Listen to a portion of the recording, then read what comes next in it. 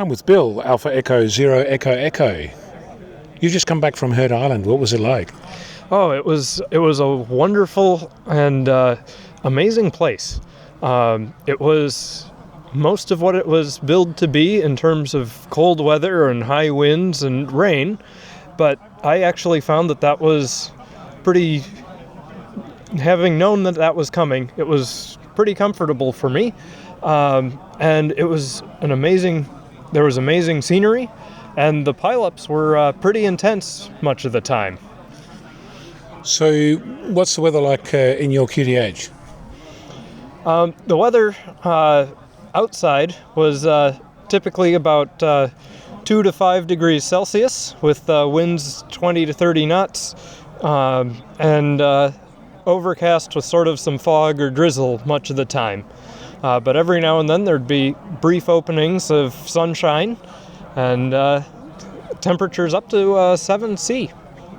So how did you prepare, coming from a civilization where, hot and cold running water and, creature comforts, how do you prepare mentally for a journey into the Never Never?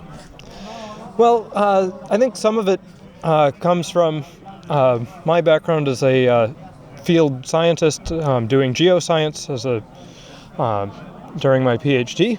So I had done some research out in the woods and gotten some, been collecting rocks. So generally familiar with, okay, there's not always running water and there's not always, heat in the tent. Some days you'd wake up and it was 2 degrees in the tent. So you just have to make sure that you have good gear for the cold weather, a good tent to keep you out of the wind and out of the rain, and go from there. Now, I understand you just finished your PhD and you held off finding yourself gainful employment in order to join this expedition. Yes, I did. I am a retired graduate student, but looking to come out of retirement here pretty soon. It was partly a decision just because this was the right time to do this expedition. I'm not yet bogged down with payments on a house and so entwined in a job that I can't leave. And I looked at it and said, if I don't go now while I'm 30, I won't be able to go until I'm 60, and it might be a lot harder to do then. And I guess another thing is, right now, we've got a lot of these guys are getting older, but they've got some great experience.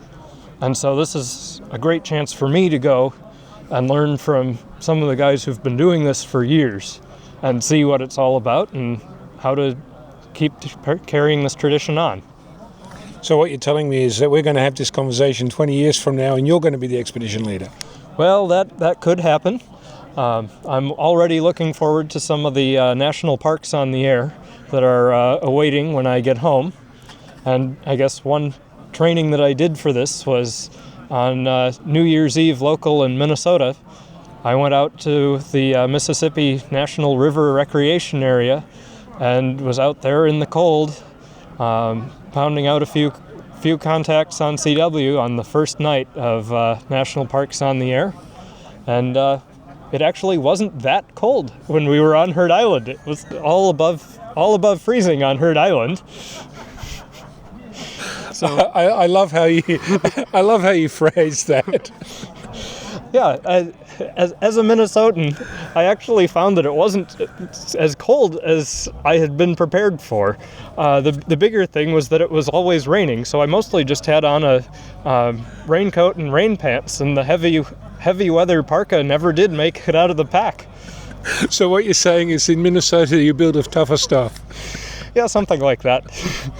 Without saying it as much. Okay, so what did you graduate in as a graduate student? What was your PhD in? So my PhD was in chemistry, but I worked in an Earth and Planetary Sciences research group doing uranium-lead dating of rocks, both some that were in Texas and some in northeastern Montana. So did any of that, did you take any of that with you into Heard Island? Did you do any science, or did you sit strictly behind a radio? I definitely did some science on Heard Island. I had a couple of projects that I was looking to do, The one that ended up working out the best was the GigaPan project.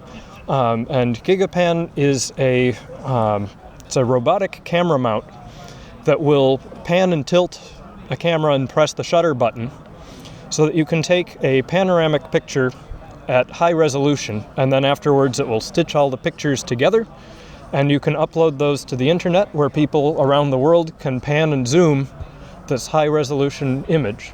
And so I'd been in touch with a scientist who's been taking those and using them educationally, and he'd said, oh, I have a unit that we can loan out to people who are going somewhere interesting. So as soon as I saw that, I said, I know somebody who's going to do that. So I got one, talked to him, and we were able to bring the unit to Heard Island and did manage to get 3 gigapans taken from the island. It's fewer than I would have liked, but we ran into some difficulties both from the weather.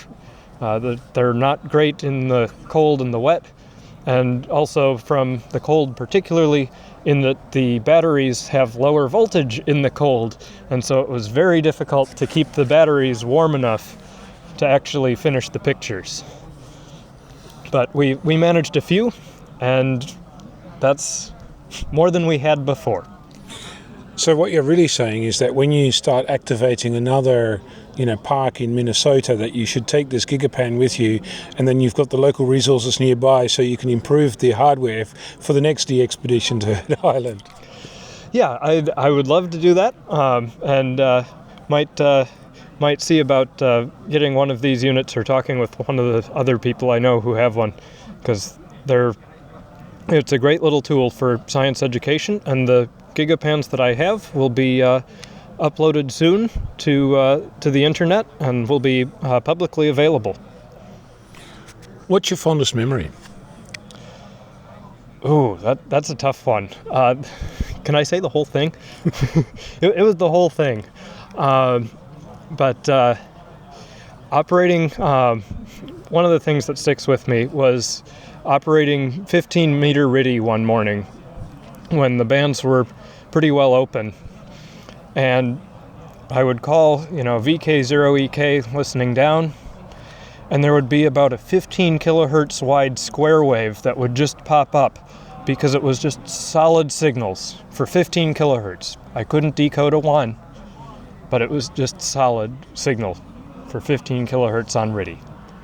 And eventually I could find a few to work, but it was so slow just because of the wall of signal.